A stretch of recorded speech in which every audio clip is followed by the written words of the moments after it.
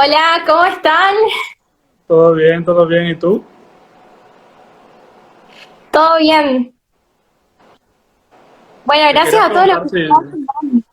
si me escuchas bien, si... Sí, Qué bueno. De verdad ha sido un placer hacer este encuentro en vivo contigo. Un honor, un gusto, la verdad.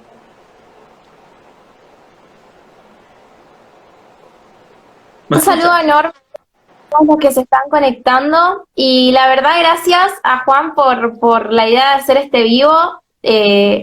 La idea es llevar un poco de vida, ¿no? A toda Latinoamérica, cada vez se expande más la lucha en la juventud, así que literalmente es tremendo todo lo que se está logrando y para mí es un placer haberlo conocido a Juan y poder estar trabajando juntos, ¿no? En lo que es ya Juventud Provida Internacional y todo el trabajo que venimos realizando con la juventud. Así que bueno, Bueno, Mila, antes de iniciar, será bueno que te presentes, ¿no? Que te digas quién eres, a qué te dedicas, qué te gusta. se te escucha cortado. A ver, ¿me escuchas mejor? Mm, se te escucha medio cortado. Chicos, ¿pueden decirme si lo escuchan bien a Juan? Sí, por favor, que confirmen si nos escuchan bien.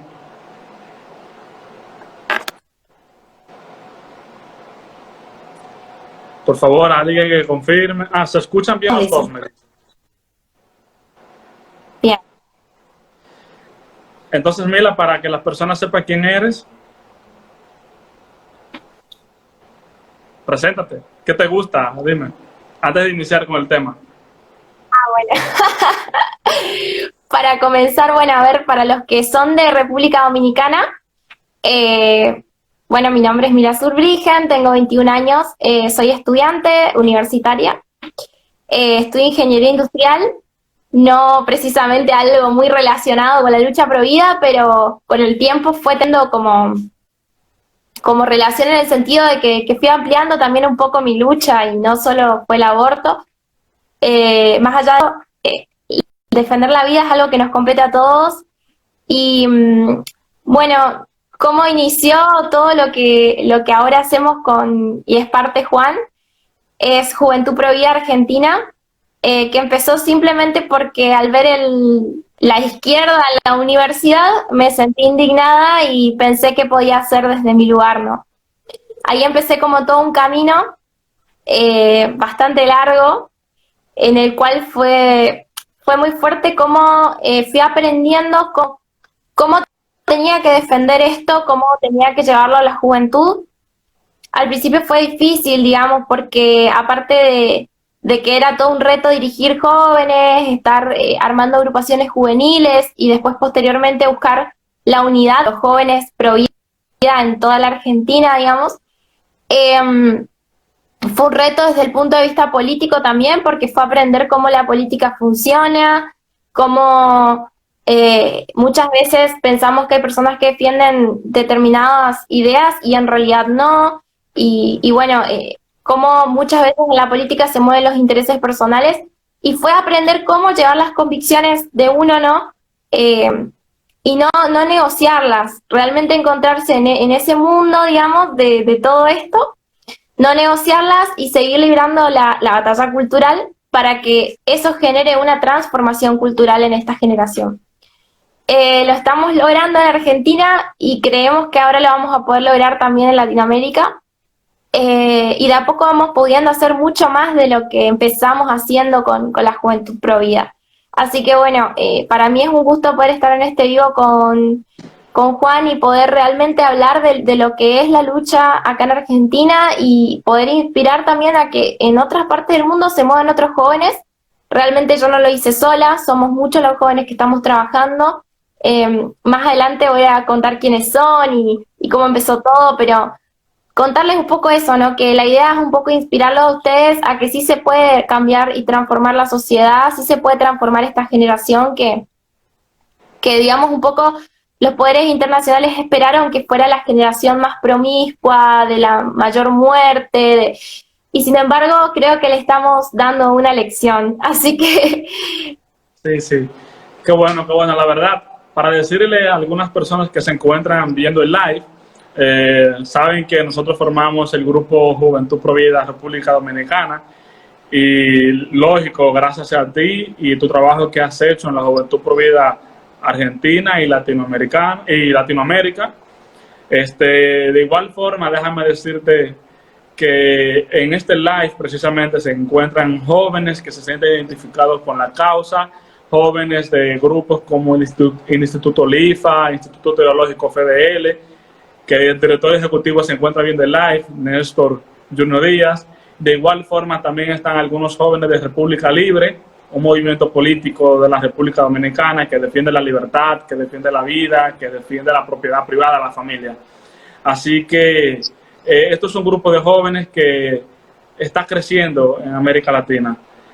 Ya basta de que nos quedemos callados, tenemos que aprovechar las plataformas digitales, incidir en los medios, incidir en los espacios públicos, porque hay una agenda de la izquierda que es totalmente avasallante, quiere dominar todo, es totalmente totalitaria, es una dictadura ideológica, una dictadura de género, ya no es ideología de género, es dictadura de género, y que por consiguiente trae consigo mismo una cultura abortista.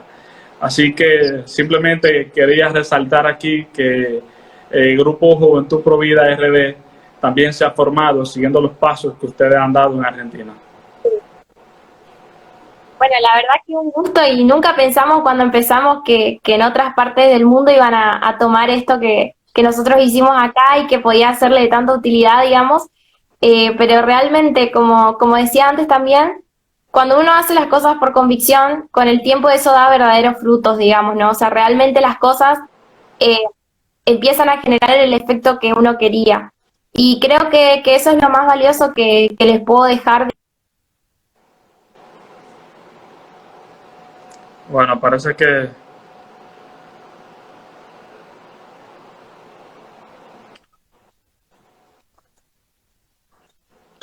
Latinoamérica, el Caribe, están cada día más para atrás porque justamente faltan personas que tengan convicciones para defender sus valores, ¿no? Y a veces no es el camino más fácil, ¿no? Por lo menos no en política, o no cuando vos haces militancia, y mucho menos si la tuya es apartidaria, digamos. Entonces, generalmente lo que la mayoría tiende a hacer es como, bueno, agarrar y, no sé, negociar, ver qué partido, ¿no? Pero siempre es tan importante realmente militar las ideas y los pensamientos que uno tiene y trae dentro suyo. sí, sí, la verdad, genial. Entonces, vamos a empezar con las preguntas. Bueno, además de que esto va a ser un diálogo fluido, pero sí las preguntas sirven como base. Entonces, la verdad, inicio preguntándote, ¿cuál es el origen del grupo Juventud Provida Argentina? ¿Quiénes la formaron? ¿Qué hace? Bueno, Juventud Provida Argentina empezó así. Primero empezó como yo te explicaba, había pasado ya el primer debate del aborto en Argentina, yo me iba a todas las marchas, siempre estaba en redes hablando del tema. Me acuerdo que cuando empecé a hablar me llenó de bardo todo lo que es las redes sociales, me bardeaban muchas personas por mi manera de pensar. Y en eso yo trabajaba en un lugar donde se reunía un grupo pro vida, ¿no? Bueno, entonces ahí yo me acuerdo que lo primero que sentí de hacer fue hablar con la gente adulta, eh, y bueno, ver cómo se podía hacer para trabajar con la juventud, porque yo sentía que realmente la proyección que había que tener era de acá a 20 años, digamos. Si la generación que hoy estaba y era toda verde en aquel entonces llegaba al poder de ahí a 10 años o de ahí a 20 años, ¿qué iba a hacer del país, digamos? Entonces yo, pensando en eso, yo decía, hay que apuntar a la juventud. Claramente que después todo eso fue mi primer paso, mi primer camino. Después con el tiempo aprendí a discernir con qué grupos estar, con qué grupos no trabajar.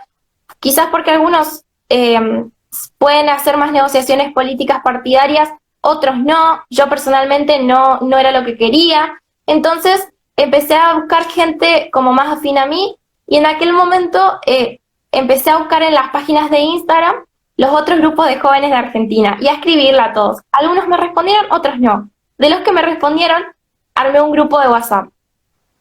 Nunca esperé coordinar nada realmente, ni estar al frente de nada, solamente esperaba que podamos realmente estar unidos y trabajar como una agrupación en conjunto, porque lo que a mí me tocó y lo que me hizo sentir que esa era la necesidad que había o el vacío que había en la juventud, era que yo, cuando el debate estalló, estaba en una agrupación en la universidad que es de izquierda. En ese momento yo no me daba cuenta que era de izquierda, digamos. Yo decía, bueno, voy a estar acá porque quiero hacer algo por la facultad, poner.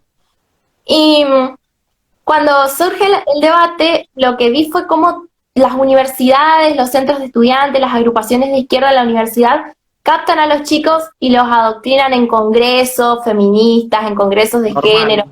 Claro, yo decía, ¿y por qué no hacen un congreso para los pro vida que somos de esta agrupación? Y claramente no iba a haber lugar. Había gente que te decía, soy pro vida, pero no había todo el fomentar el pro vida como había para el otro. Entonces yo dije, no, este no es mi lugar, aparte de otras decisiones más que tuve en ese espacio. Y fui ahí, dije, no, voy a meterme en esto, voy a pelear por la lucha pro vida, porque esto es más lo que me aboca. Y fui metiéndome, y ese grupo que empezó con unos pocos chicos, algunos de esos están, otros no están. Los primeros que hasta hoy están son Sabrina Prenz, que es la de Rosario, Matías Medina de La Pampa. Ellos Sabrina tiene una agrupación en la Universidad de Rosario y también, o sea, un movimiento, no agrupación, y también un grupo de jóvenes de Rosario que son pro vida. Aparte de eso, Matías Medina, que es de La Pampa, que tiene una agrupación, un movimiento pro vida en la universidad. Bueno, acá yo, que en su momento tuve, digamos, están las dos ciudades, que es Corrientes y Resistencia. En un principio hubo un grupo en Corrientes y después ese grupo terminó en Resistencia, o sea, digamos, nos divide un puente nomás. Entonces, bueno, yo, como todo conllevó a que la mayoría de mi vida esté en Resistencia, terminé gran parte de mi militancia ahí, y trabajando en acuerdo con un grupo de gente adulta totalmente apartidaria también. Pero después se fueron sumando montones de grupos, se fueron sumando Misiones, Formosa, el interior de Corrientes, se sumó gente al grupo para hacer todo lo que era la parte de redes, ahora ya está Entre Ríos, Neuquén, bueno, muchas provincias de Argentina, ¿no? Córdoba, Salta. Bueno, ¿cómo conocí Salta? Bueno, ni bien había armado el grupo, una de las primeras que se sumó fue Belén. Fue toda una locura porque me mandé nomás a la provincia de Salta a una marcha pro vida y repartiendo papelitos para ver quién quería ser parte de la Juventud Pro Vida y armarla en Salta. Me encuentro con ella, me dice, hola, vi un video tuyo, te ayudo a repartir los papelitos. Y ahí las dos empezamos a repartir los papelitos y de ahí quedamos amigas. Y ahí quedó el grupo en Salta, empezó a conformarse y yo volví acá y siguió, y así el trabajo en equipo se fue conformando. Y con el tiempo aprendimos a estar más unidos. Al principio era como, tomo aquello que me dice el otro, veo, y empezamos a unificarnos y cada vez éramos más sólidos y nos sosteníamos entre nosotros, y lo que se logró fue tremendo porque realmente aprendimos a trabajar en equipo, a ser todos amigos, compañeros de lucha, y ahora hay grupos en Formosa, hay grupos que combaten el suicidio, que hacen muchas actividades. En donde nosotros trabajamos en 4 áreas. La primera son las redes sociales, porque tienen mucha influencia en la juventud y es el único medio de comunicación, por así decirlo, entre comillas, masivo, al que podemos tener acceso. Los medios, claro, los medios hegemónicos, tradicionales, por así decirlo, no nos dan lugar, a menos que sean las radios locales o cuestiones así. Y bueno, después también lo que son las agrupaciones sociales, que son grupos de jóvenes que se conforman en distintas ciudades, ¿no? Las agrupaciones en las universidades, también hay un chico que es de Santa Fe, que ya tiene una agrupación universitaria, que es tercer fuerza en la universidad, y es una agrupación pro vida. Bien, de derecha, es increíble el trabajo que está haciendo, se llama Ángel, le decimos Chucky, y es tremendo lo que está haciendo. Y bueno, aparte de eso también trabajamos con fomentar artistas que son pro vida, que son pro valores, que son pro familia, que, que tienen sentido común básicamente, no como muchos artistas hoy. Y aparte de eso, bueno, redes, juventud, agrupaciones sociales y artistas. Ahí están las cuatro áreas que te estaba comentando. Eso es más o menos lo que nosotros trabajamos y fomentamos.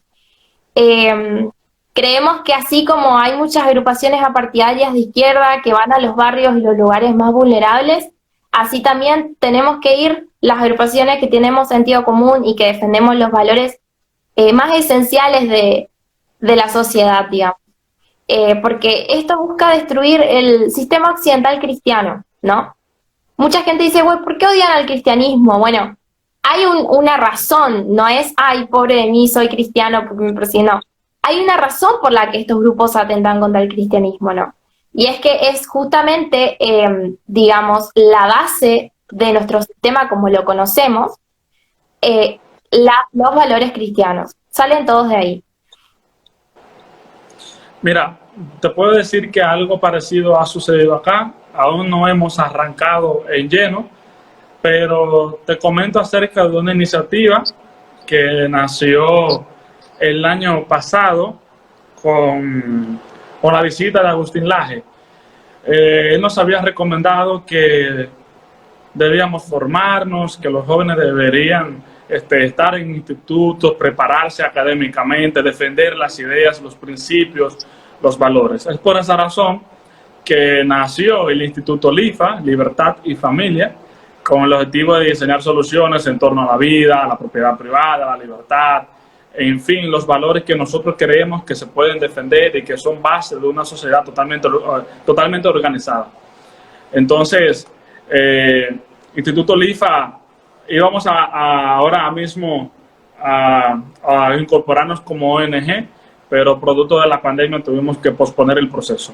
Y sí tiene relación porque a final de cuentas somos jóvenes que se sienten identificados, nos estamos preparando igual que en Argentina para dar la batalla cultural y sobre todo evitar reaccionar en el momento. Nosotros tenemos que prevenir las cosas porque tenemos casos que suceden como en Argentina, Chile, Colombia, México, Canadá, Estados Unidos y bueno, está Europa también, donde esta cultura abortista, la ideología de género como tal, se penetra tanto en la sociedad que a final de cuentas la gente se enamora de sus ideas. Pero en muchas ocasiones este tipo de ideas con un trasfondo totalmente marxista, socialista, comunista, es un asunto totalitarista, fascista por igual. Cuando penetra, la gente ni siquiera asimila la gravedad del asunto, por falta de educación política, por falta de identificar claramente las ideologías políticas como tal. Pero nosotros, aquí en la República Dominicana, nos estamos formando precisamente para que en el día que llegue ese momento, porque estoy seguro que va a llegar, porque está penetrando de manera silenciosa, paulatina, y cuando venga el momento que no sea una sorpresa, porque ya aquí, por ejemplo, los programas de adoctrinamiento ideológico en cuanto a la perspectiva de género ya están elaborados y la sociedad dominicana tampoco lo sabe. Los grupos feministas han recibido financiamiento. Bueno, te voy a mencionar, por ejemplo, Profamilia, que de defender a la familia no tiene nada, tan solo es un instituto que busca la planificación familiar con una cultura totalmente abortista. Pero en el caso de Profamilia, por ejemplo, ha recibido financiamiento por parte de Planned Parenthood. ¿Y qué es Planned Parenthood? La principal promotora del aborto en todo el mundo. Desde el año 2008 hasta el año 2016, para darte un dato, Profamilia ha recibido por parte de la IPPF más de 400 millones de pesos dominicanos en tan solo 8 años. 400 millones de pesos dominicanos cuando aquí hay otras necesidades. Pero el asunto está en que debemos promover el rescate de aquellas minorías, debemos promover la libertad, la igualdad, la tolerancia, pero todo según lo que me conviene. Pero, en fin, básicamente tiene una total relación en cuanto al origen de Juventud Provida Argentina. Pero sí, ya con nuestra incorporación a la Juventud Provida Argentina y Latinoamericana, es decir, la Juventud Provida RD, seguiremos dando la batalla cultural, seguiremos defendiendo la vida en todos los escenarios, porque es necesario. Entonces, a partir de ahí, te hago la siguiente pregunta.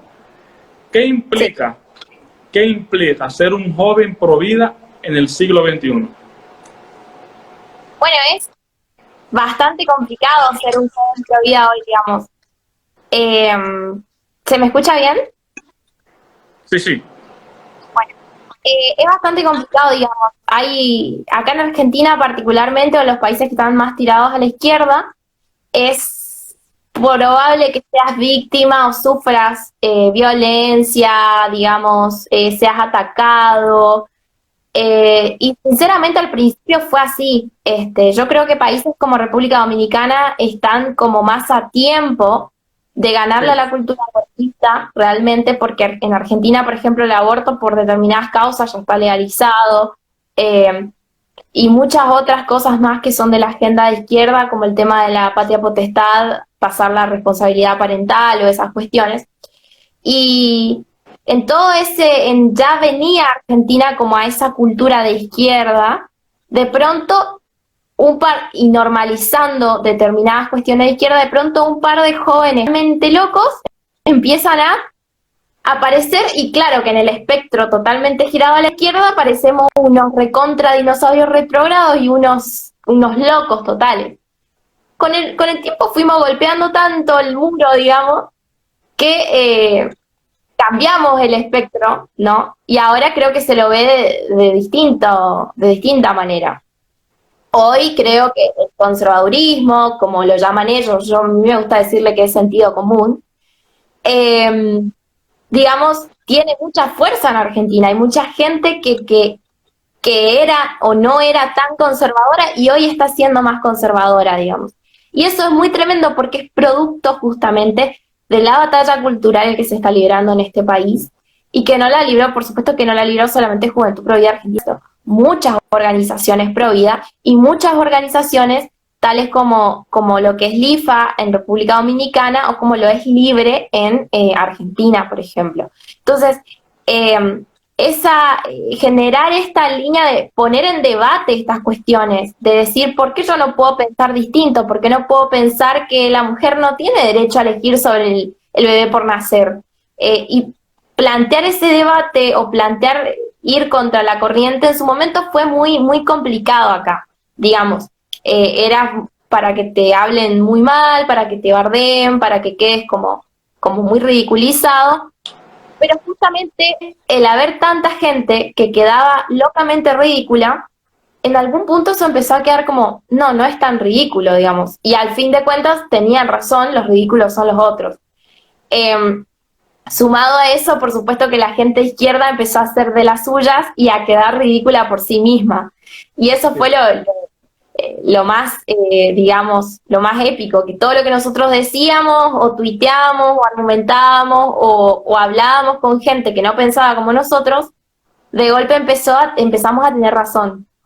Era cierto, no están por las mujeres, están por política. Era cierto, hay una multinacional que está financiando el aborto. Era cierto, hay un bebé dentro de la panza de la mujer.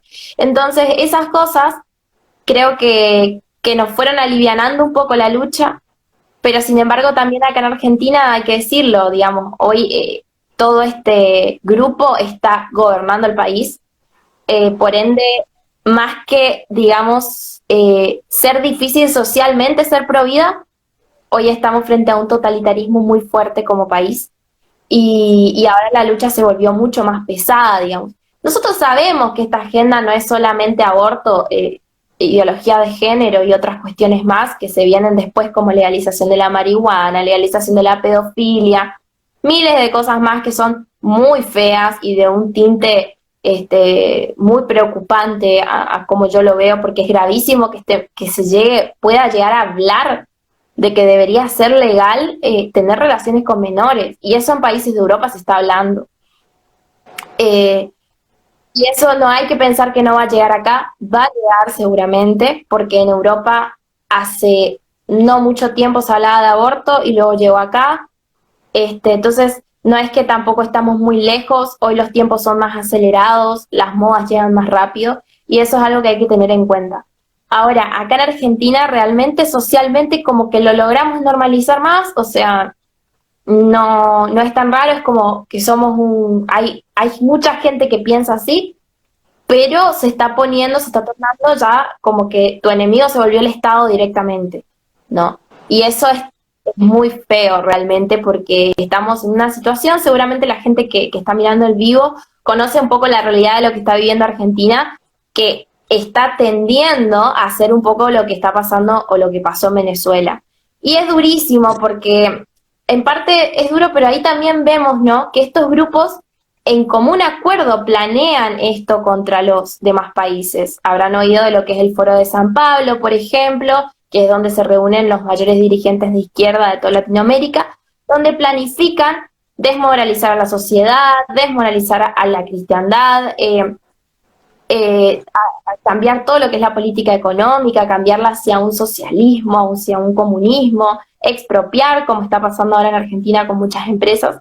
Entonces es mucho más amplio y la lucha empezó con el aborto, pero se empieza a expandir más porque aparte que defendemos la vida es algo muy amplio, muy integral y la economía influye en la vida, digamos, la política de alguna manera también influye en la vida, y no es solo el aborto la lucha, hay eutanasia, hay miles de cuestiones más, la pobreza en Argentina, por ejemplo, es algo que está influyendo en la vida de muchas personas, y fuimos descubriendo que la lucha era más amplia de lo que nosotros pensamos también. Sí. Mira, antes de continuar con las preguntas, quiero aprovechar y saludar rápidamente a Nelson, Eric, Paula, Augusto, Rocío, María Alejandra, Maggie, Jonathan, Soraya, Caroline, Vladimir, mi madre también está acá, Sobeida, Edison, Carlos, Nadia, Dionis, Ángel, Matías, José Manuel. Y si alguien se me quedó, perdónenme. Pero fíjate, para continuar con el tema ya. Aquí en la República Dominicana, Profamilia, la institución que te comenté anteriormente, elaboró un informe acerca de la situación del aborto en el año 2016, 2015, por ahí que va. Pero, ¿qué dice Profamilia en ese informe? Que el aborto, entre comillas, en el año 2016 representaba incluso hasta un 13% de las muertes maternas. Pero resulta que al año siguiente el Ministerio de Salud Pública de la República Dominicana decía que el aborto representa tan solo el 3% de las muertes maternas. Entonces, esto es una falacia, esto es una mentira absurda. Profamilia primero no es una organización, un organismo oficial, no es un organismo científico y tampoco tiene la suficiente facultad para dar cifras como tal. Nos están mintiendo. Entonces, si Profamilia dice un dato que es erróneo, ¿a quién le debo creer realmente? Al Ministerio de Salud, que está diciendo que es otro dato. Es el dato más oficial. Entonces, a través de todas estas mentiras, se empieza, ¿no?, a articular un discurso para que la gente se vaya enamorando de la cultura abortista. Es por esa razón que hoy en día en las escuelas, en los colegios privados, los niños salen, como indicó alguien anteriormente en un comentario, creyendo que el aborto es un derecho, que matar es un derecho, porque aborto es asesinato, que si nosotros promovemos el aborto, entonces vamos a garantizar los derechos de la mujer, que vamos a velar por la mujer, por la integridad física de la mujer. Entonces, este informe sobre la situación del aborto en la República Dominicana, básicamente es un discursito bien elaborado, con informaciones, cifras totalmente falsas. En ese sentido, te quiero preguntar lo siguiente: ¿cómo está la situación del aborto en Argentina? ¿Me puedes repetir la pregunta porque se te cortó cuando dijiste la pregunta? Así que, ¿cómo está la situación del aborto en Argentina? Bueno, en Argentina la situación del aborto está complicadísima. O sea, digamos, ahora el presidente suspendió el tema, pero cada día nos van metiendo, digamos, protocolo de aborto, esto, como que quieren meter el aborto por la ventana con determinadas estrategias legales que ponen, digamos, anticonstitucionales, hay que decir, porque realmente nuestra constitución defiende la vida desde la con. Pero, bueno, es increíble cómo está avanzando. Esa agenda, o sea, el tema del aborto, el de la ideología de género, cómo se están buscando intervenir colegios cristianos, ¿no? El tema de la educación sexual, digamos, vos como padre no puedes elegir ni siquiera pagando la educación de tus hijos. Eh, y aparte de eso, también se está avanzando mucho con la persecución religiosa.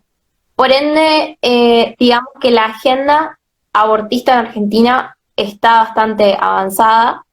Eh, yo creo que los argentinos despertamos un poco tarde, pero creo que también el despertarnos un poco tarde o un poco temprano, ¿no? Le dio al resto de Latinoamérica la posibilidad de despertarse a tiempo.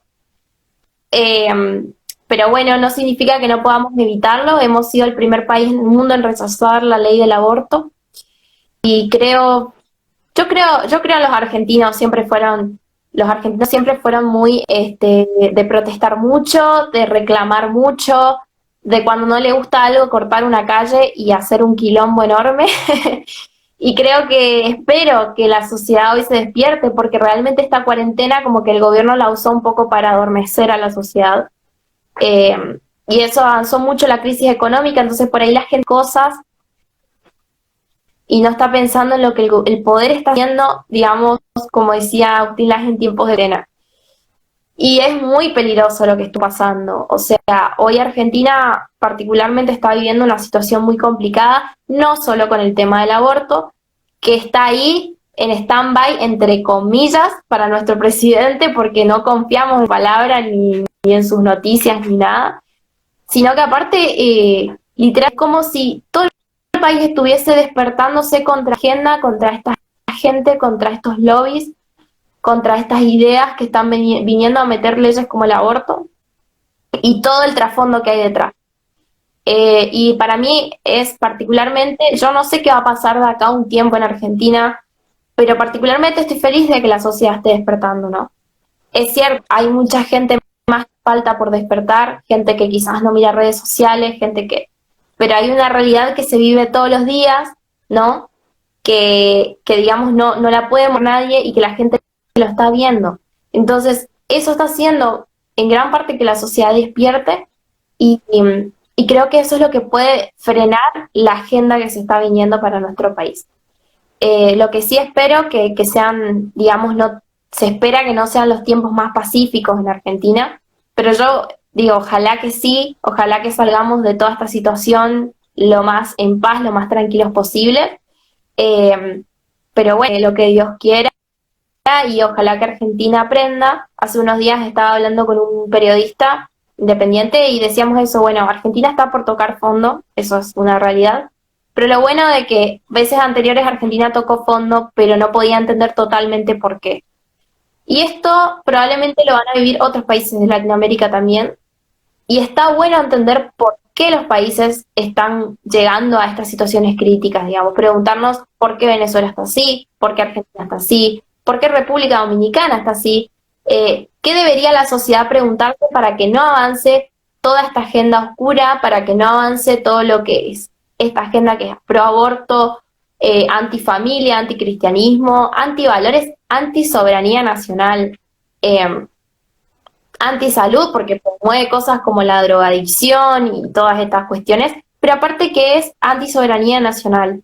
Y creo que ese sentir de cada país latino, hispanoamericano, más bien caribeño, propio de su país, es lo que no se tiene que perder también, porque es un poco lo que hace a la cultura latina, ¿no? Somos latinos, amamos la familia, amamos nuestros hijos, amamos, y eso es parte del sentir latino. Y creo que es por eso que también es tan complicado en estos países meter esta agenda para estos lobbies y para estos organismos internacionales. Sí, sí, realmente sí, totalmente de acuerdo contigo. Y de hecho, déjame resaltar un comentario. La Constitución Dominicana consagra el derecho a la vida, artículo 39, desde la concepción hasta la muerte. Y es decir que a pesar de que se está gestando una cultura abortista en la República Dominicana por parte del colectivo LGTB, los movimientos feministas, de todas formas, en los preceptos constitucionales está el derecho a la vida como tal. Pero de igual forma, debemos tocar el siguiente punto, y es sobre el trasfondo ideológico marxista que tiene la cultura abortista como tal. Porque, fíjate, para eso podremos hablar inicialmente de este filósofo quien junto a Karl Marx escribió el Manifiesto Comunista. Estamos hablando de Friedrich Engels, que autor del libro El origen de la familia, la propiedad privada y el Estado.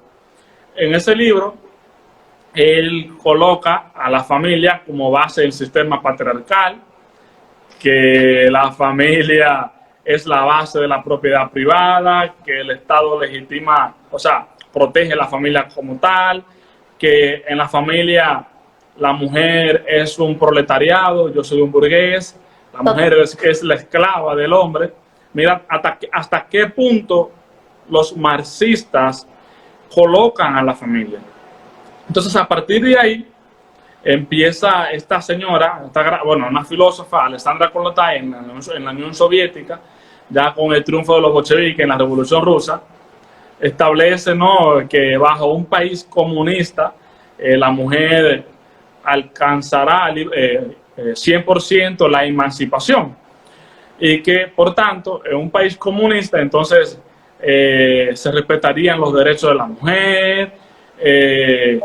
Empieza a reinterpretarse la naturaleza de la maternidad. Entonces, eso sirve como base para que Rusia sea el primer país del mundo en legalizar el aborto. Estamos hablando de 1920. Y que, de hecho, Agustín Laje, en su libro La Nueva Izquierda, el libro negro de la Nueva Izquierda, establece que ya para la década de los 30, 35, 34, por ahí va la cosa, que un número muy considerable de mujeres embarazadas realizaba un aborto. Es decir, que el propio régimen soviético elaboraba manuales para que las mujeres abortaran en el baño o abortaran en la sala. Hacían prácticas, debían brincar incluso para que el feto saliera. La mujer solo tenía que recogerlo, echarlo en una funda y botarlo a la basura. Hasta ese punto hemos llegado con el trasfondo ideológico marxista, y que luego esa misma ideología se va reivindicando en otras feministas radicales, Beatriz Preciado, Judy Butler, Kate Miller, Monique Wittig. Pero, en fin, esta cultura abortista, la ideología de género, la misma pedofilia como orientación sexual, son cosas muy distintas, pero que de igual forma viene con la misma agenda que promueve la izquierda como tal. Y que, de hecho, mira qué paradójico, por eso yo amo a Agustín Laje cuando pone la portada en su libro.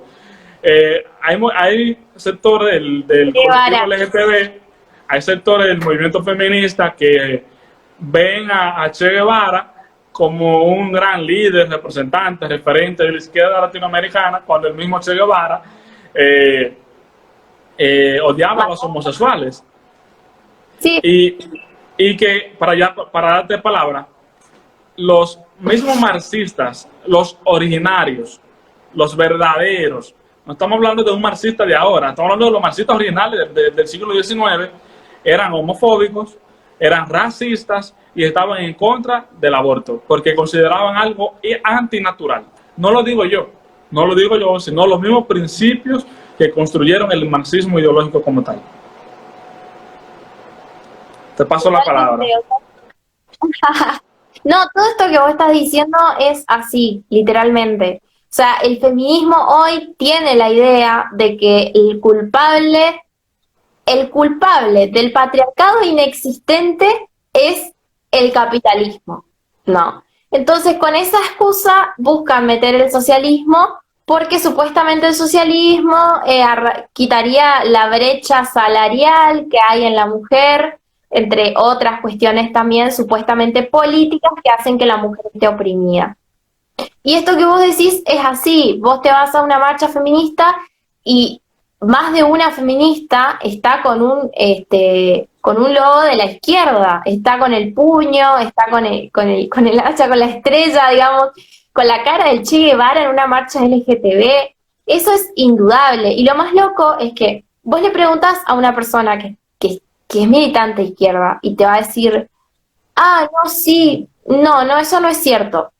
Es gente que realmente no sabe lo que dice, ¿no? Y para mí es muy fuerte eso. Y eso que vos comentabas del manifiesto comunista, también está el manifiesto del contrasexo, que hicieron también pensadores, ¿no?, de izquierda, en el cual entra todo esto de la teoría queer, del tema del LGTB, incluso en una parte argumentan que, digamos, la igualdad de los géneros se daría desnaturalizando al ser humano de su naturaleza, sería desarraigando al ser humano de su naturaleza propia, y que la igualdad se conseguiría si todos tienen relaciones por el ano.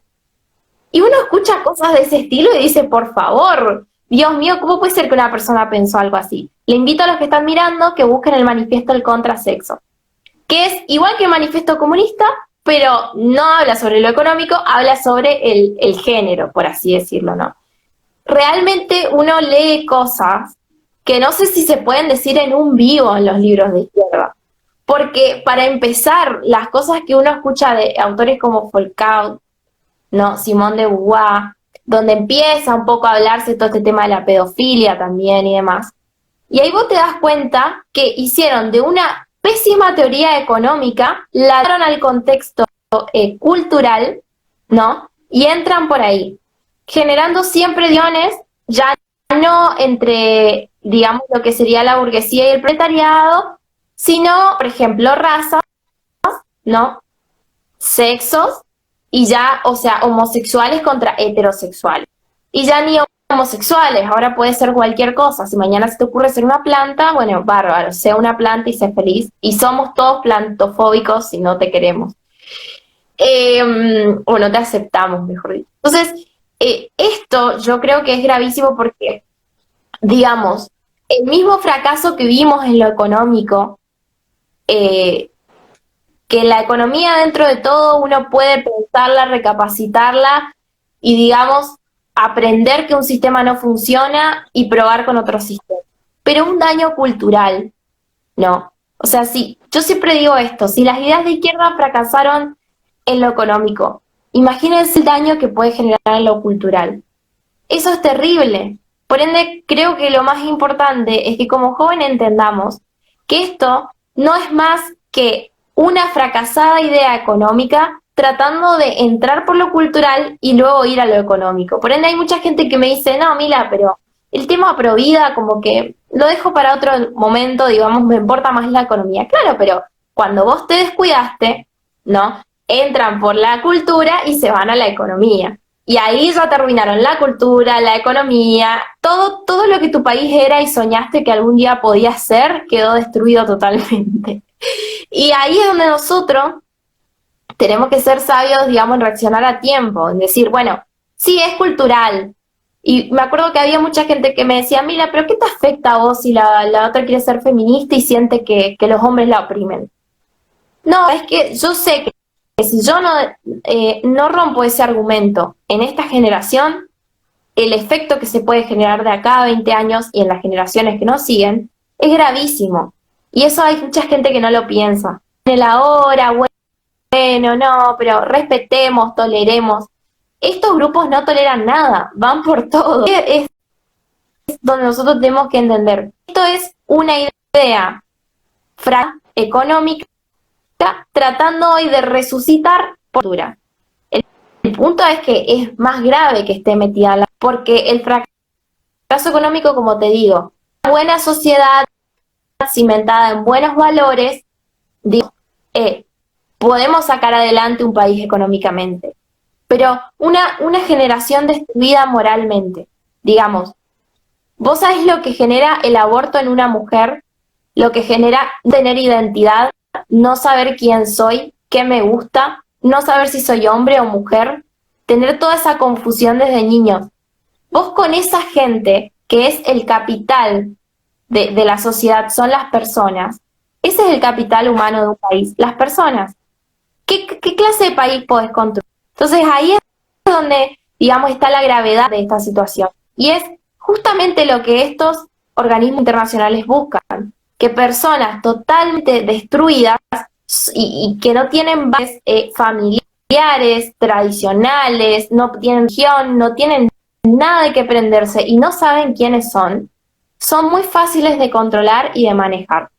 Y eso es al final lo que el comunismo siempre busca, manipularnos, manejar la economía, tomar control de todo, digamos, como hoy estamos viendo, incluso con aplicaciones en medio de la cuarentena y muchas cosas que están pasando. Entonces, esto no es más que eso, es una idea fracasada de la economía, traspasada a la cultura, que a mi parecer puede generar efectos terribles en la cultura. De hecho, si te puedo dar un dato para explicarte la gravedad que es el marxismo cultural, es los casos de España, los suicidios de jóvenes y adolescentes, porque no saben cuál es su identidad, porque probaron estar con todo lo que había para saber si era trans, queer, pansexual, lo otro, los 112 géneros. Dijo, hoy tienen una tasa altísima de suicidio.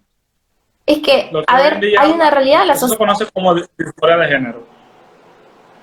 La disforia de género. No te escucho. No, sí, continúa. ¿Ah? Continúa, perdón. ¿Dijiste algo? No, que te decía que en el DSM-5, 4, creo que eso se conoce como disforia de género. Me parece. Totalmente. Bueno, sí, también está esa cuestión, ¿no? O sea, hay mucha gente, yo personalmente respeto el proyecto irrestricto de vida de otra persona.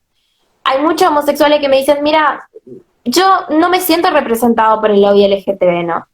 Ya si la homosexualidad es o no es disforia, qué sé yo, es una discusión que me encanta dejársela a un psiquiatra que sabe mucho mejor que yo y que generalmente muchos psiquiatras dicen que sí, que efectivamente no está muy bien diagnosticado el tema de que la homosexualidad no es un problema, un trastorno y toda la cuestión, pero ya es algo como que para mí es un montón, digamos, hablar de ese tema. Ahora, sí te puedo decir que me parece pésimo como ciudadana, como persona que tiene derechos civiles, que yo no pueda criar a mis hijos con mis valores, con mis tradiciones. ¿Cuál es el fundamento que el Estado tiene para desarraigar a los niños de la cultura de sus padres, digamos? O sea, ¿por qué el Estado quiere sacarlos de la cultura de sus padres y ponerles su cultura? Digamos, ahí hay un tema de control, de manipulación. ¿Y por qué justamente llevarlo a que, no solamente porque no con un homosexual, me decía, no, es que, si yo soy homosexual, me decía él, pero escúchame, estos te quieren vender que hay 102 géneros. Y me decían, me gusta otro hombre, porque era hombre este chico, me decía, me gusta otro hombre, y bueno, pero yo no dejo de ser hombre por eso. Digamos, es cierto, vos te podés morir, ser un fósil, y tus genes van a seguir diciendo, tu ADN va a seguir diciendo que vos eras un hombre, más allá de lo que a vos te guste, y lo que vos hagas con tu vida privada, que es tu vida privada. Entonces, esto es gravísimo, porque más allá de la cuestión de la homosexualidad que existió siempre, el punto es este, hay ideas anticientíficas, negar la sexualidad biológica humana es anticientífico y es algo que vos no podés desarraigar de la sexualidad integralmente, digamos, te puede gustar un tomate, pero no podés decir que no sos lo que sos, ¿entendés? Eso es buscar que toda la sociedad vaya también a una locura colectiva y que todos tengamos que creer que sos algo que no sos y nunca vas a ser, así te mueras. Y eso es gravísimo porque, digamos, no puede ser que toda la sociedad el problema sea el que ve las cosas con sentido común, el que ve las cosas desde la ciencia, porque muchos nos dicen, ustedes son unos oscurantistas, son todos cristianos, católicos, iglesia basura, vos sos la dictadura y 3000 cosas. Pero la realidad es que los oscurantistas son ellos, porque si yo voy a la ciencia me dice que hay hombres y hay mujeres, en el ADN humano. No hay cientos de géneros. Eso es lo que vos te autopercibís. Y a mí me parece que obligar al resto del mundo a que te perciba como vos te autopercibís, que no hay nada científico que compruebe que lo que vos decís es así, es llevar a toda la sociedad a una locura colectiva. Porque es la realidad.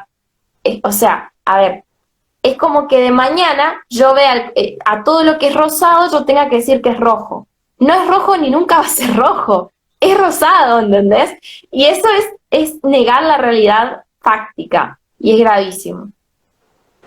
Sí, totalmente. Mira, el otro día una feminista dominicana puso en Twitter algo muy despectivo, diría yo.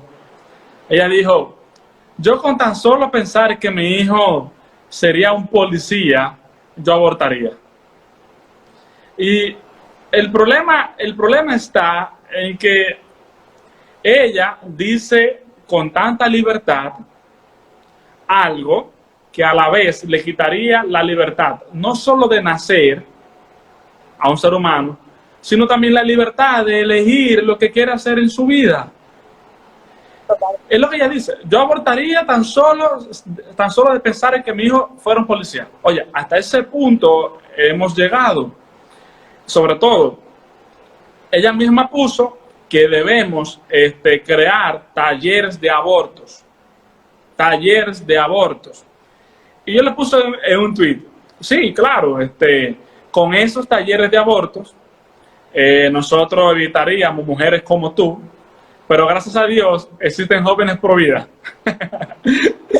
Y el punto es que, joder, tú buscas la libertad de la mujer, pero entonces le quitas la libertad a un ser humano, porque el asunto está en que quieren poner al feto como algo totalmente despectivo, como algo que no es un humano, como algo que no tiene vida.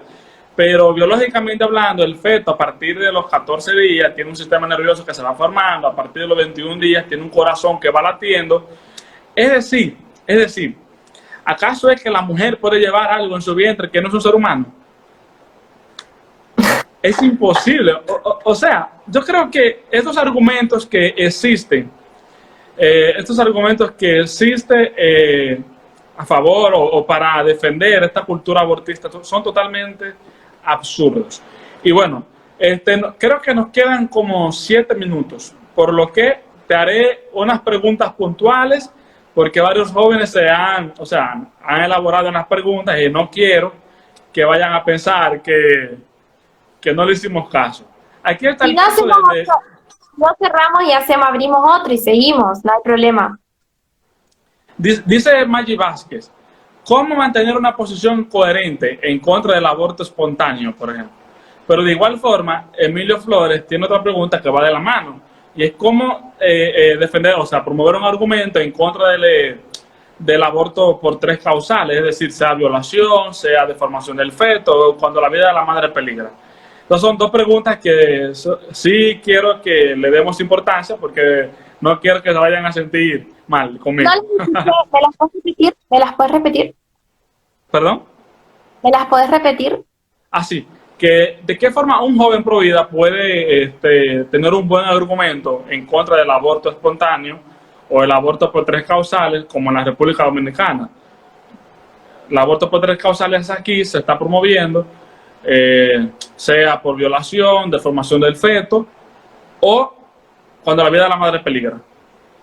Claro, bueno, me parece importante, por ejemplo, siempre el tema del aborto por 3 causales suele meter el tema de violación. A mí me parece, por ejemplo, que si una mujer es violada y aparte le hacen abortar, es doble trauma. O sea, hay algo que se llama síndrome post-aborto y no hay una sola mujer que haya abortado que no te pueda decir o que no vaya a un psiquiatra y explote contando lo que vivió para hacerse un aborto. El aborto para ninguna mujer es lindo, no es fácil y no está bueno. Lo hagas en la mejor clínica, en el país donde más legalizado esté y todo, o lo hagas en una clínica clandestina con un perejil. Eso no cambia. Ahora, yo creo que ese es el argumento principal. Después, que no hay ninguna causa que avale, ¿no?, matar la vida o elegir o decidir sobre la vida de nadie. Y eso me parece que es lo principal donde hay que hacer foco. y en las consecuencias del aborto en la mujer, en todos los tipos de aborto. Incluso el espontáneo tiene aborto. El que la mujer no desea abortar tiene consecuencias muy feas. Entonces, creo que hay que hacer enfoque en lo que la medicina psiquiátrica dice sobre las consecuencias del aborto. Sí, y que sobre todo, el derecho que la mujer tiene sobre su cuerpo termina cuando hay otro cuerpo. Porque, Claro. en fin, el derecho que la mujer tiene sobre su cuerpo implica teñirse el cabello, hacerse un tatuaje o un piercing, lo que sea. Pero ya cuando hay hay otro cuerpo dentro de tu vientre, ya ese argumento, ese discursito que yo tengo derecho sobre mi propio cuerpo, no vale, no vale, porque hay otro cuerpo dentro y eso debe valorarse. Es que tampoco podemos legitimar o para validar el derecho al asesinato, porque el aborto es Total. asesinato, no importa la arista, la premisa que tú quieras proponer. Otra pregunta del amigo Molina, que va de la mano con una pregunta que hizo Ángel Sánchez. ¿Qué línea de Ok. acción debe tomar un joven común para luchar contra el aborto? Es decir, ¿de qué forma podemos organizarnos? Bueno, lo mejor yo diría que es que la juventud se organice así, digamos, como hicimos acá, la unidad, buscar la unidad en todas las provincias, los estados, las ciudades, los distintos grupos que están en todos lados, planear estrategias juntos, estudiar el panorama político y en base a eso proceder. No creo que eso es lo más importante, ver cómo podemos ejercer presión como juventud. Eso es lo más importante. Iba a agregar algo que me preguntaste antes. El aborto por violación aparte encubre al violador. Y eso es algo muy importante para decirlo. Sí, sí. De igual forma, Paula Elizabeth me hizo una pregunta también. ¿Qué consejo le darías a alguien que desee ser activista en los derechos humanos? Porque no es un secreto para nadie que los promotores del feminismo, ideología de género o esos derechos de la minoría gay se refugian bajo el campo de los derechos humanos. Pero que de igual forma, yo promover los derechos humanos tampoco me hace progresista. Y por tendencia, por populismo mediático, las personas que defienden los derechos humanos a veces lo colocan en ese campo de cultura abortista. Creo que Nos quedan, justamente disculpa, nos queda 1 minuto 50.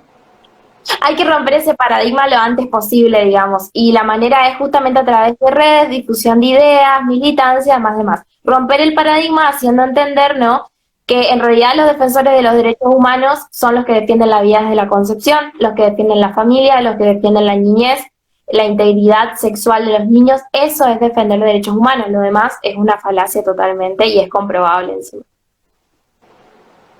Sí, sí, realmente. Bueno, ¿eh? Súper rápido.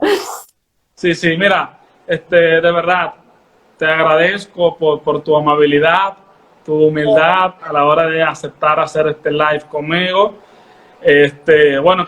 Bueno, la gente parece que pide más tiempo. Como ¿Qué te quieran. parece si hacemos otro live? Dale, dale, dale. Sí, sí. Ok, perfecto, entonces voy a finalizar y tan pronto realizo el otro.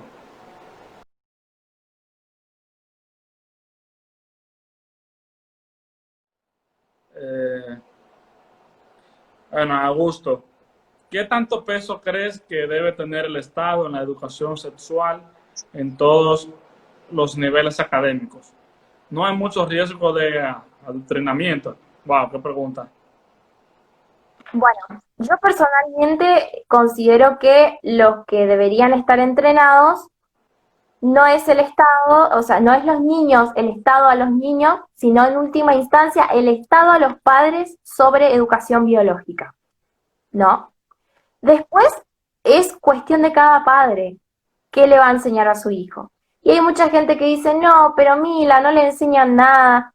Mira, hoy la sociedad está impregnada de, o sea, donde vos busques aprender sobre sexualidad, ¿no? Entonces yo quisiera, digamos, realmente, por lo menos en Argentina, que lo que se forme sea a los padres en educación biológica.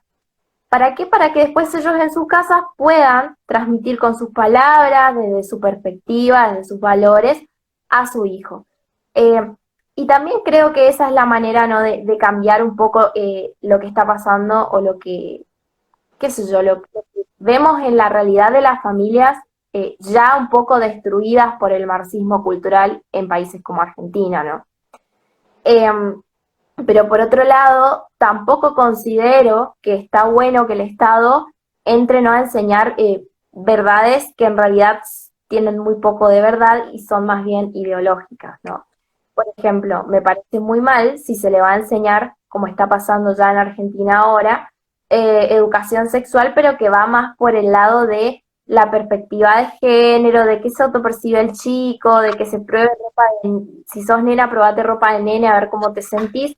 Me parece que el punto es cómo funcionan los genitales del ser humano, cómo se previenen embarazos, fin de la historia. Y de acuerdo a la edad varía. Bueno, no se habla tanto de la cuestión biológica, sino más bien de que nadie toque las partes de tu cuerpo. A medida que vas creciendo se pueden ir hablando de otras cosas más, pero definitivamente no meterse con la sexualidad de cada persona porque es algo propio, es algo de uno. Acá en Argentina pasó, por ejemplo, que niños que recibieron esta educación sexual más bien ideologizada, eh, se sintieron abusados. O sea, el trauma que les quedó fue de un abuso. Luego los niños hacían esos dibujos como de niños abusados, donde, porque los maestros hacían tocarse con sus compañeros, y esas son cosas que definitivamente no corresponden. Y también, creo, Juan, vos compartirás esto conmigo, es muy cómodo, creo yo, si una persona adulta se para, siendo vos un adolescente de 15 años, 14 años, hablarte de si te sentís homosexual o te sentís qué o qué te atrae. Me parece que eso es algo que tiene que descubrirlo cada uno y que es cuestión de la vida privada de cada joven, de cada niño. Entonces, me parece que todo este tema de buscar que el Estado eduque a los niños es el problema. Tenemos que buscar, de última, que el Estado forme científicamente a los padres para que sean los padres los que impartan la educación sexual.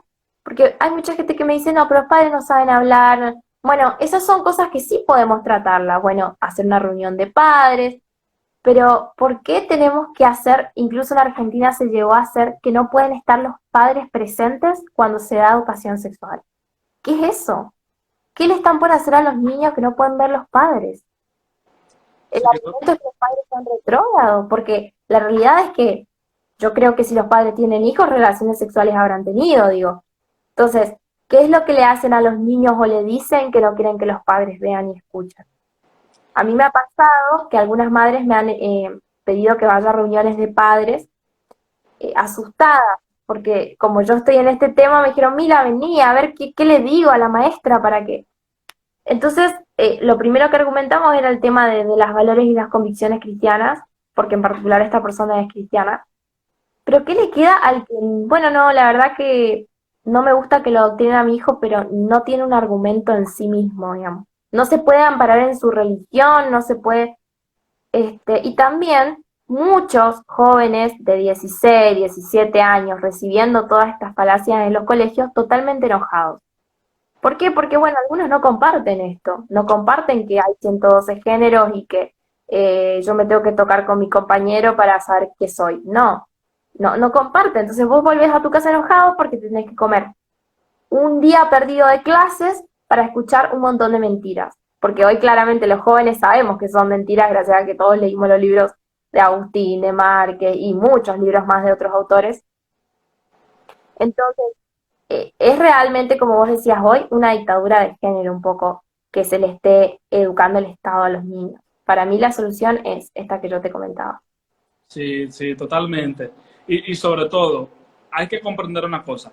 Mientras más Estado haya, menos libertad. Por lo que, Total. si permitimos que el Estado se inmiscuya, ¿no?, en cuanto al tema de educación sexual integral, entonces estaríamos básicamente dando nuestros hijos al Estado. Y precisamente quiero resaltar aquí una frase que dijeron funcionarios de la ONU, me parece que fue la ONU o la OEA, no tengo bien claro ahora mismo eso, que en Cancún, México, año 2017, dijeron lo siguiente: los hijos son ciudadanos del Estado, es decir, que quieren quitar la potestad de nuestros hijos. Es por esa razón que en Perú, en el año 2015-2016, fue que nació el movimiento Con mis hijos no te metas. El Estado, ningún político, no tiene que meterse con la educación de mis hijos, porque sobre todo la escuela no educa, la escuela enseña. Esos son conceptos muy distintos. Si dejamos que el Estado eduque a nuestros hijos, entonces básicamente le estamos dando la potestad, la libertad para que adoctrinen a nuestros niños.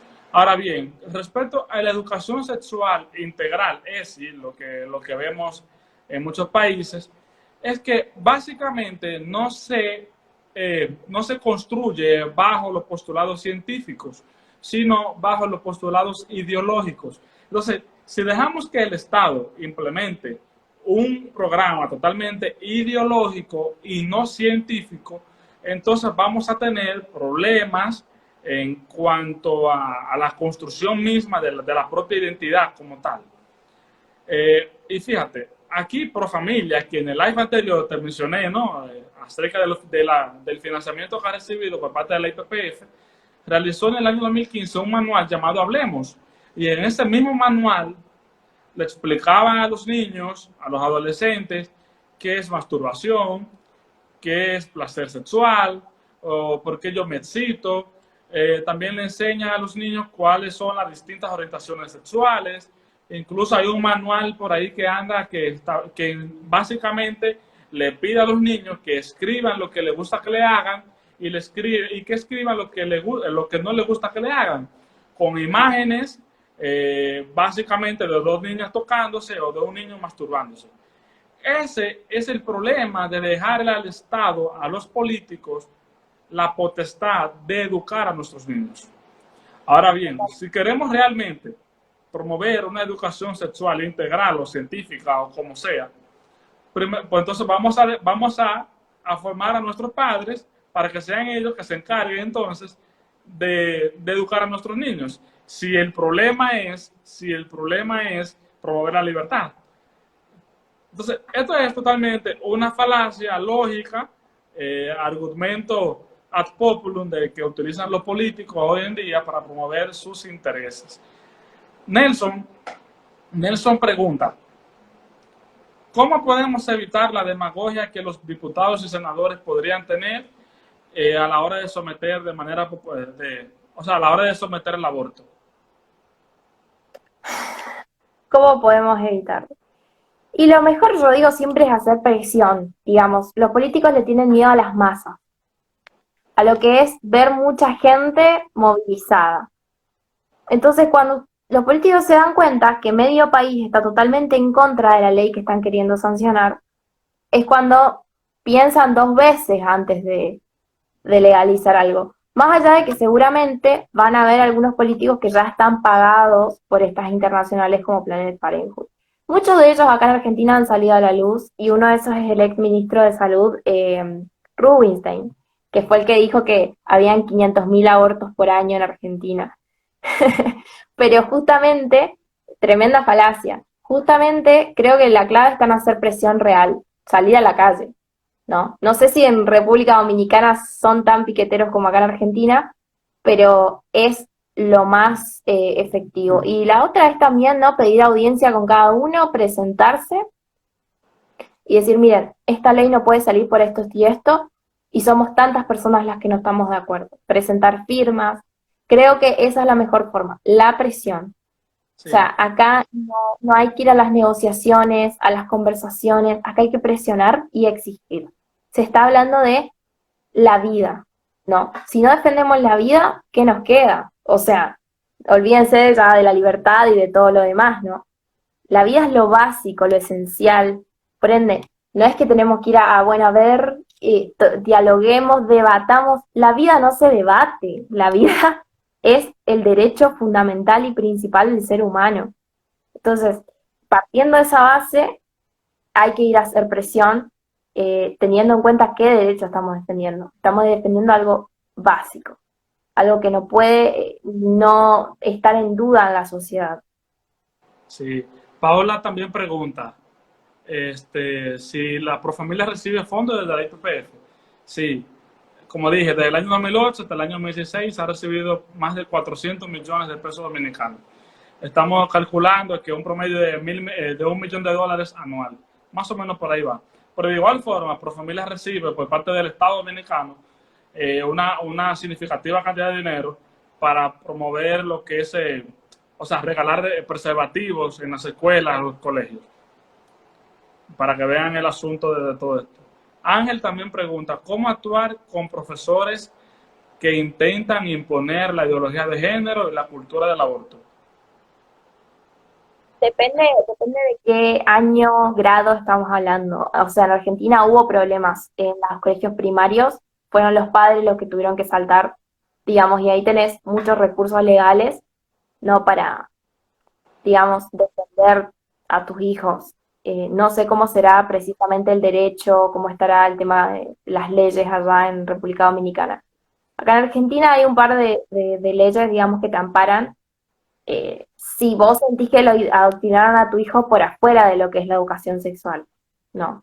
Ahora, si es la educación sexual, ahí ya está. O sea, ya es el mismo Estado imponiendo y vos no podés hacer reclamo.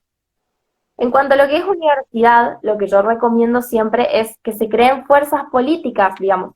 La mayoría de las universidades en Argentina eh, están, justamente yo en eso, tipo, digamos, hice un curso especializándome en lo que es el liderazgo en la universidad, liderazgo político. Y, digamos, la mayoría de los países de Latinoamérica tienen su sistema universitario educativo basados en el sistema de lo que fue Argentina, la reforma universitaria argentina, ¿no? En el cual se alcanzó algo que en aquel momento muchos decían, wow, estos son de izquierda, pero en realidad no, la izquierda se arrobó la reforma universitaria, pero fue un movimiento genuino de alumnos, estudiantes, que buscaban que la universidad no esté gobernada siempre por los mismos puestos por el Estado, sino que justamente sea co-gobernada por los estudiantes y los estudiantes tengan voz y voto. Por ende, hoy nosotros contamos con ese recurso.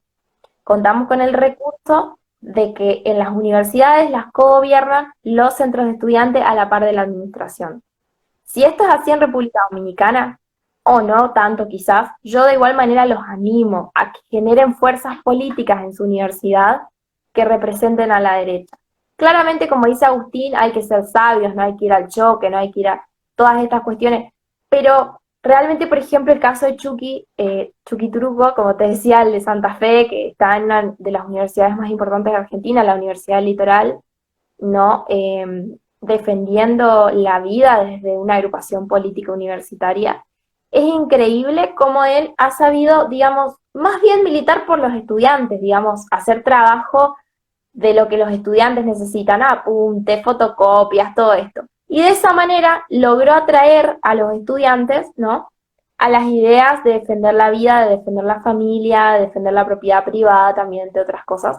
Y para mí, o sea, es increíble el trabajo que él está haciendo y cómo no, eso le dio el pie, el realmente trabajar por el estudiante, porque los grupos de izquierda no lo hacen, terminan siendo afines o funcionales a la administración de la universidad, que generalmente son personas puestas por los políticos, ¿no? O sea, Sí, no sí. en todos lados, no voy a generalizar, pero suele suceder mucho que hay como algún entongue, ahí como se ve mucho en Argentina, digamos, las coimas, lo que son los consejos, ¿no? Que son donde se debaten estudiantes con lo que sería representante de la administración de la universidad.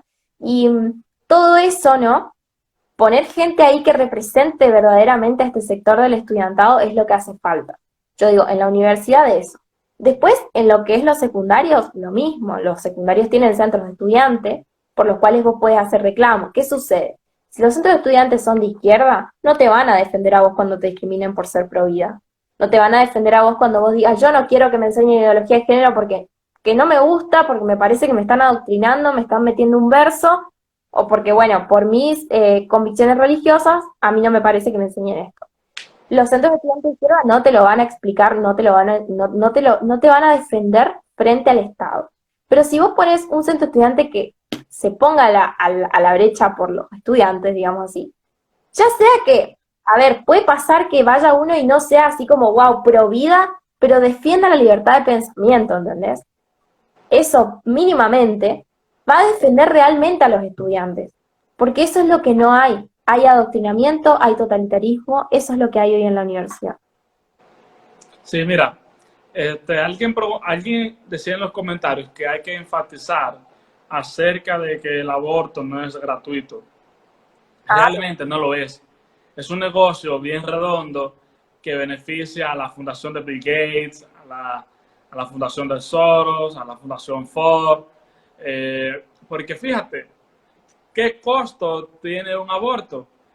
Si tú, a las personas que se encuentran por acá, que tengan la posibilidad de, de entrar a la plataforma de Planned Parenthood y se darán cuenta que un aborto en el primer trimestre puede costar de $150 hasta $1,500 y que de hecho hasta una pastilla abortiva puede costar hasta $800. Esto no lo estoy diciendo yo, estos son los mismos datos que arroja la página oficial de la IPPF. Y que, mira, con este asunto de ideología de género y cultura abortista, a la primera persona que yo leí sobre el tema no fue Agustín Laje, fue César Vidal. El doctor César Vidal, teólogo, historiador, abogado, él escribió precisamente un libro llamado El pecado de Sodoma, la ideología de género y crisis. Y ahí, al final del libro, él decía lo siguiente: los promotores del aborto quieren legalizar, ¿no?, el asesinato de bebés porque no son humanos, son fetos. Y él decía en el mismo libro, pero qué paradójico que los abortos, los fetos, no son humanos, pero que de igual forma son vendidos a clínicas privadas para realizar experimentos humanos. Entonces, aquí se encuentra una falacia lógica, una mentira totalmente absurda.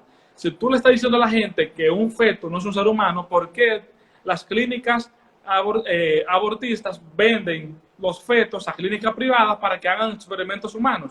¿No me estás diciendo tú a mí que no es un ser humano? Entonces, realmente esto es un negocio que beneficia demasiado porque, o sea, su nombre lo indica, planificación familiar base a abortos, pero los abortos no son gratis. Incluso la IPPF recibe por día un promedio hasta de 1.4 millones de dólares. Es decir, estamos hablando de que son más de 500 millones de dólares al año. Tan solo la IPPF, o sea, solo con donaciones, reciben más de 500 millones de dólares al año. Entonces, se demuestra, o sea, es evidente de que el aborto no es gratuito.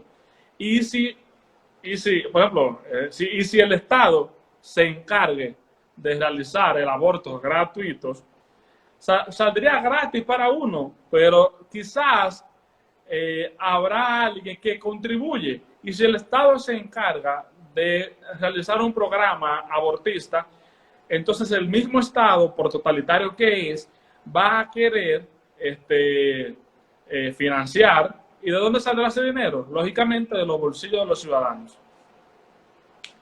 Bueno, mira, aparte de eso me importa darles un dato a ustedes. En Latinoamérica en general, la salud no es la mejor, la salud pública, ¿no? Entonces, ¿en qué deriva esto? No solo en que aparte el Estado va a gastar en un montón de aparatos abortistas que después no los van a usar o se va a hacer todo coima y qué sé yo, sino que aparte todos van a terminar yendo de vuelta a las clínicas privadas estas como Planned Parenthood. Fíjate vos que Planned Parenthood está en Argentina desde 2013. Hace ya, serían 7 años que está en Argentina. ¿Y cómo si el aborto se debatió en 2018? Estaban acá. Estaban preparando todo, ¿no?, para la legalización en 2018. Creo que esta fue o va a ser la siguiente, creo, la 7ª vez que intenta legalizarse el aborto en Argentina. Siempre que volvió a pensar, se rechazó, y esta vez fue la vez más fuerte, ¿no? Y realmente es este el punto. En Latinoamérica es doble negocio. ¿Por qué? Porque no solo vos haces que el Ministerio de Salud, con la excusa de que el aborto es legal y qué sé yo, compre, entre comillas compre, o no sabemos qué va a pasar con ese dinero, los aparatos abortistas, después vos te vas, porque sabemos que las gestiones de Latinoamérica no son como las más transparentes de este mundo, vos te vas y terminás teniendo, o sea, la chica que quiere hacerse un aborto, termina teniendo que irse a una clínica privada, que es, por ejemplo, Planet Parenthood. Eh, entonces ahí está doble negocio en Latinoamérica. No solo el misoprostol, las droguerías y todo eso, sino que aparte terminan haciendo su negocio, digamos, privado. Sí, y mira, respecto a Planned Parenthood, comento que el FBI empezó una investigación porque, o sea, acerca de Planned Parenthood y el tráfico de órganos de bebés abortados. Es una noticia que recorrió en el año 2017, por ahí va la cosa. Porque de igual forma, Planned Parenthood donó a la campaña de Barack Obama 1.7 millones de dólares. Esto es para aclarar que la agenda de la izquierda, o sea, la izquierda como tal, tiene como agenda la promoción de la cultura abortista. Y que, lógicamente, la izquierda, de manera populista y mediática, se refugia bajo un buen financiamiento porque estas ideas son bien promovidas, hace que la gente se enamore de esta cultura y que, como hemos indicado al inicio, tiene un trasfondo ideológico marxista. Qué importante es despertar a la sociedad sobre esto que vos estás diciendo. Que nosotros podamos realmente mostrar a la sociedad que todo esto no tiene ningún fin de derechos humanos, sino fines económicos y políticos. Y esa es la clave, me parece, despertar la sociedad en general y a la nueva generación sobre todo. Sí, mira, Paula pregunta, ¿desde qué año está IPPF en República Dominicana? De acuerdo con los últimos datos que yo tengo, la IPPF está de la década del 80. Lo que pasa es, lo que pasa es que anteriormente el estudio en cuanto a la perspectiva de género era totalmente diferente, o la lucha a favor de la planificación familiar era muy diferente a lo que sucede hoy en día, porque este asunto de perspectiva de género, que al final de cuentas inyecta en la sociedad, eh, empezó a cambiar en el año 1995 con la conferencia de Pekín y el asunto de las mujeres. Pero ya desde la década del 80, la IPPF está en la República Dominicana porque Profamilia tiene relación estratégica, financiada también, con la IPPF. Y que de igual forma quiero aprovechar aquí para decir que próximamente voy a comenzar a escribir un libro acerca del peligro de la ideología de género para la República Dominicana. Y que parte de toda la investigación está la relación de la IPPF con Profamilia en la República Dominicana. Mira qué increíble, qué tremendo eso. Lo vamos a agregar a tu libro cuando lo termines, lo vamos a agregar a la Biblioteca de la Juventud Provida. Tremendo, Sí, tremendo, sí. realmente. O sea, bueno, Juan, la verdad que estamos muy agradecidos de que te sumes a la lucha a nivel internacional. Nunca pensé yo que iba a estar, digamos, peleando codo a codo con gente de otros países, que esto se iba a expandir así, o sea, realmente todo esto en mi caso particular nació siendo estudiante y estando indignada por algo, nada más que sentir que estaban engañando a nuestra generación. Y es increíble lo que se logró hasta ahora con eso, ¿no? Así que yo animo, y también si hay gente de otros países que nos está mirando, que por ahí lo siga Juan, me sigue a mí, que nos escriban a mí, a Juan, ¿no? Para poder también ser agentes de transformación cultural en sus países y poder, ¿no? Cambiar nuestras naciones, nuestros países, nuestro continente de alguna manera ya y poder realmente cambiar esto que se viene haciendo en Latinoamérica, porque no es solo en un país, es en toda Latinoamérica, como vienen haciendo, la izquierda viene haciendo como presión tanto en lo económico como en lo cultural y lo político. Eh, Vos, por ejemplo, me contabas el caso, República Dominicana está al lado de Haití, un país que necesita mucho una transformación también. Hay otros países del Caribe también, digamos, por ahí también está Cuba, ¿no? Todos esos países que han sido como nidos del comunismo y de la izquierda en Latinoamérica y que, digamos, la batalla se tiene que dar en todos lados para que podamos realmente vencer del todo y podamos tener una Latinoamérica realmente libre, ¿no? Sí, sí, Porque hasta creo que vimos nosotros, por lo menos esta generación, que creció, digamos, viendo los países de Latinoamérica totalmente esclavizados por ideas y mentiras que encima le decían que los estaban liberando. Y qué hermoso es ver que esta generación está despierta y no se come los versos de la izquierda, sino que entiende las cosas a un punto de vista más objetivo, no es una generación tan fanática. Me alegra saber que resistimos al adoctrinamiento, que esta generación no se dejó adoctrinar. sí, sí, Así sí, que, realmente. Sí, para concluir algunos elementos, quiero decirle a las personas que nos están viendo que nos ayuden a difundir el contenido, a compartir y que de igual forma este live también se va a publicar en YouTube. Yo lo voy a editar. Tan pronto termine me voy a poner a editarlo porque me ha gustado muchísimo. Así que cuando lancemos el enlace para que nos ayuden a promocionarlo y compartir también. buenísimo. Bueno, estamos hablando y un saludo enorme a todos los que estuvieron mirando y ya saben, cualquier cosa nos escriben a mí o a Juan. Sí, Mila, de verdad, muchas gracias por hacer este live, este encuentro con nosotros. Para mí ha sido un honor, un placer, la verdad que sí. No, el placer es mío y bueno, cualquier cosa ya saben, República Dominicana cuenta con Argentina. Un abrazo Chao, un saludo enorme. y gracias a todos por ver también. Saludos.